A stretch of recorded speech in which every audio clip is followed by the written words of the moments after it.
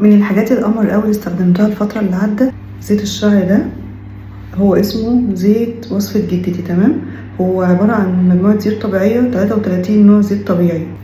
من تجربتي بقى معاه عجبني بسبب ان انا بدأ يطلع لي بيبي هيرز صغنن، وده طبعا بدأ يظبط لي موضوع التساقط بتاع الشعر، لان انا شعري بينزل بطريقة صعبة قوي.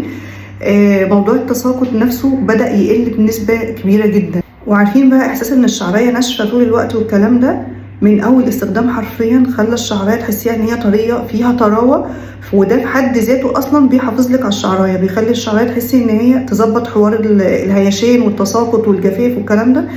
فهتلاقوا طول الوقت الشعرية طرية ومش طرية بسمنة، وكمان بيساعد على تسريح وتسليك الشعر بسرعة قوي. ريحته مش وحشة، ريحته بالعكس هي حلوة، ريحتها زيوت طبيعية.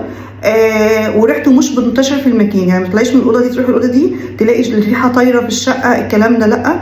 هو ريحته على قد الدماغ بس، وما يشموش حرفيا غير لما حد يقرب منك كده.